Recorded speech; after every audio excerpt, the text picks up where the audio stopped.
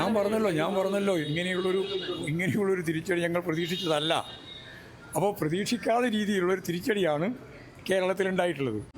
പൂർണ്ണമായിട്ട് ആഴത്തിൽ പരിശോധിച്ച് വേണ്ട തിരുത്തലുകൾ വരുത്തി പാർട്ടിയും മുന്നണിയും ശരിയായ ദിശാബോധത്തോടുകൂടി വശങ്ങളും പൂർണ്ണമായിട്ട് ആഴത്തിൽ പരിശോധിച്ച് വേണ്ട തിരുത്തലുകൾ വരുത്തി പാർട്ടിയും മുന്നണിയും ശരിയായ ദിശാബോധത്തോടുകൂടി മുന്നോട്ടേക്ക് പോകും എന്നാണ് ഈ സന്ദർഭത്തിൽ പറയാനുള്ളത്.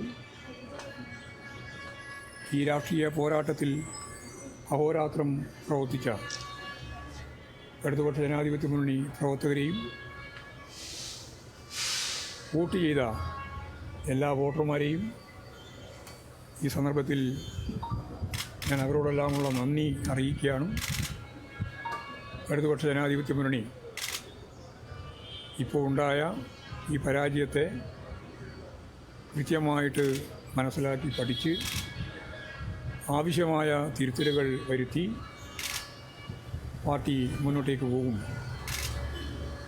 അതിന് എല്ലാ രീതിയിലും ജനങ്ങളുടെ ഭാഗത്തുള്ള പിന്തുണ ഞങ്ങൾ പ്രതീക്ഷിക്കുന്നു. മുമ്പും ഇത്തരത്തിലുള്ള തോൽവി LDF കേരള ചരിത്രം നോക്കിയാൽ നേടിയിട്ടുണ്ട്. പക്ഷേ കണ്ണൂരിലെ പാർട്ടി കോട്ടകൾ നിലമ്പത്തി വീഴുന്ന കാഴ്ച കാണേണ്ടത് എല്ലാ കാര്യങ്ങളെ സംബന്ധിച്ചിടത്തോളം വളരെ വിശദമായിട്ട് പരിശോധന വേണ്ടതാണ്. ഏതെങ്കിലും ഒരു ഭാഗത്ത് മാത്രമല്ല, പൊതുവേ കേരളത്തിൽ നല്ല പരാജയമാണ് ഇടതുപക്ഷ ജനാധിപത്യ മുന്നണിക്ക് ഉണ്ടായിട്ടുള്ളത്.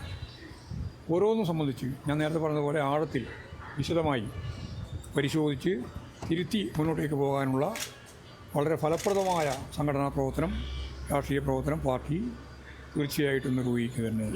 TK Govindan, G Sudhakaran, KV Kunhikrishnan അടക്കമുള്ളവരുടെ കാര്യത്തിൽ പാർട്ടിക്കൊരു തെറ്റുപറ്റിയെന്ന് ഈ ഘട്ടത്തിൽ തോന്നുന്നു. അല്ല, അതെല്ലാം സംബന്ധിച്ച് പരിശോധിക്കേണ്ടതാണ്.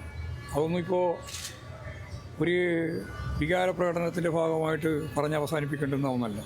അത് സംബന്ധിച്ച് ഞങ്ങൾ വളരെ വിശദമായിട്ടുള്ള പരിശോധന നടത്തിയിട്ട് എന്തൊക്കെയാണ് അതിൻ്റെ ഭാഗമായിട്ട് ഞങ്ങൾ ഉൾക്കൊള്ളേണ്ടത്, എന്തൊക്കെയാണ് ഞങ്ങൾ തിരുത്തേണ്ടത് തുടങ്ങിയിട്ടുള്ള കാര്യങ്ങളെല്ലാം കൃത്യമായ ധാരണയോടുകൂടി ഫലപ്രദമായ നിലയിൽ തന്നെ പാർട്ടി സംഘടനാ പ്രവർത്തനത്തിലൂടെ മുന്നോട്ടേക്ക് ആദ്യത്തെ 6 റൗണ്ടിൽ വന്നു മുഖ്യമന്ത്രിക്കൊന്ന് കയറി വരാൻ. അല്ല, പൊതുവേ വോട്ടിൽ കുറവുണ്ടായിട്ടുണ്ട്. ആ കുറവ് ഉൾപ്പെടെയാണ് ഞാൻ നേരത്തെ പറഞ്ഞത്. ഒക്കെ പരിശോധിക്കേണ്ടിയിട്ടുണ്ട്. ഓരോ മണ്ഡലത്തിലും ഓരോ പ്രദേശത്തും ഒക്കെ എങ്ങനെയാണ് എന്നുള്ള കാര്യം വിശദമായിട്ടുള്ള പരിശോധനയിൽ, ആഴത്തിലുള്ള പരിശോധനയിൽ മാത്രമേ മനസ്സിലാക്കാനാവുള്ളൂ. അത് തീർച്ചയായിട്ടും പരിശോധിക്കും എന്നാണ് പറയാൻ. ഇനി നമുക്ക് പരിശോധിക്കാം. ഏതെങ്കിലും ഒരു മേഖലയിലുള്ള ഏകീകൃതമായ അല്ലെങ്കിൽ കൺസോൾട്ടേഷൻ്റെ ഭാഗമായിട്ടാണ് എന്നൊന്നും നമുക്ക് പറയാൻ സാധിക്കുന്നതല്ല.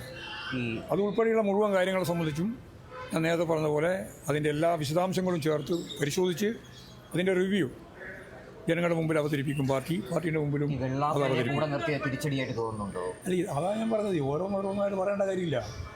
ഞങ്ങൾക്ക് എന്തൊക്കെയാണ് തിരിച്ചടിയായിട്ട് വന്നിട്ടുള്ളത് തോൽവി നമ്മൾ സമ്മതിക്കില്ലേ. അങ്ങനെ വന്ന തോൽവിയുടെ അടിസ്ഥാനം എന്തൊക്കെയാണെന്നുള്ളത് വിശദമായിട്ട് പരിശോധിച്ചുകൊണ്ട് മാത്രമേ നമുക്ക് മനസ്സിലാക്കാനും അത് ജനങ്ങളുടെ മുമ്പിൽ അവതരിപ്പിക്കാനും ഞാൻ നേരത്തെ പറഞ്ഞ പോലെ തിരുത്തി മുമ്പോട്ടേക്ക് പോകാൻ പാർട്ടിയെ പ്രാപ്തമാക്കാനും സാധിക്കുകയുള്ളൂ. ഇതിൽ നിന്നെല്ലാം ശക്തിയായ രീതിയിൽ പാർട്ടിക്ക് മുന്നോട്ടേക്ക് വരാൻ കഴിയുമെന്നുള്ള നല്ല ശുഭാപ്തി വിശ്വാസം തന്നെയാണ് ഞങ്ങൾക്ക്. മുന്നണിയിലെ മൂന്നാമത്തെ കക്ഷിയായ കേരള കോൺഗ്രസ് എമ്മിന് ഒരു MLA പോലുമില്ല. ആകെ ഉള്ളത് CPIക്കും CPMനും RJDക്ക് ഒരാളും മാത്രമാണ്. അത്ര ആഴത്തിലേക്കാണ് വീണുപോയത്. അതെ, അതൊക്കെ നമുക്ക് പരിശോധിച്ച് പറയാം. ഓരോന്നോരോന്ന് പറയണ്ട. ഞാൻ നേരത്തെ പറഞ്ഞതുപോലെ എന്തൊക്കെയാണ് എന്നുള്ളതിൻ്റെ വിശദാംശത്തിലേക്ക് ഞാനിപ്പോൾ കടക്കുന്നില്ല. ഇത് പ്രാഥമികമായിട്ടുള്ള കാര്യം നമ്മുടെ മുമ്പിലുള്ള കാര്യം വെച്ചുകൊണ്ട് പറഞ്ഞു എന്ന് മാത്രമേ ഉള്ളൂ. ബാക്കി കാര്യങ്ങളെല്ലാം വിശദമായിട്ട് പറഞ്ഞ് പരിശോധിച്ച് ആവശ്യമായ രീതിയിൽ കൈകാര്യം ചെയ്തു. ഞാൻ പറഞ്ഞല്ലോ ഇങ്ങനെയുള്ളൊരു തിരിച്ചടി ഞങ്ങൾ പ്രതീക്ഷിച്ചതല്ല. അപ്പോൾ പ്രതീക്ഷിക്കാത്ത രീതിയിലുള്ളൊരു തിരിച്ചടിയാണ് കേരളത്തിലുണ്ടായിട്ടുള്ളത്. ആ തിരിച്ചടിയെ സംബന്ധിച്ചിടത്തോളം കൃത്യമായിട്ട് പഠിച്ച് ഇനി അത് തിരുത്തി മുമ്പോട്ടേക്ക് പോകാൻ ആവശ്യമായ പ്രവർത്തനം, സംഘടനാ പ്രവർത്തനം, രാഷ്ട്രീയ പ്രവർത്തനം നടത്തി മുമ്പോട്ടേക്ക് പോകുക എന്നുള്ളതാണ് പാർട്ടി ഉദ്ദേശിക്കുന്നത്. അടിത്തട്ടിലെ കണക്കും തെറ്റിയെന്ന് പറയേണ്ടി വരും. കാരണം മാഷറിനെ ആദ്യ സെക്രട്ടേറിയറ്റ് കഴിഞ്ഞപ്പോൾ 90+ എന്ന് പറഞ്ഞത് അടിത്തട്ടിൽ നിന്ന് കിട്ടിയ കണക്കിന്റെ ബലത്തിൽ കൂടിയാണ്, അല്ലെ ജില്ലാ കമ്മിറ്റികൾ തന്ന കണക്കിന്റെ ബലത്തിലാണ്. അല്ല, ഞാൻ നേരത്തെ പറഞ്ഞല്ലോ, ഞങ്ങൾ പ്രതീക്ഷിച്ച ഒരു വിധിയല്ല ഉണ്ടായത്.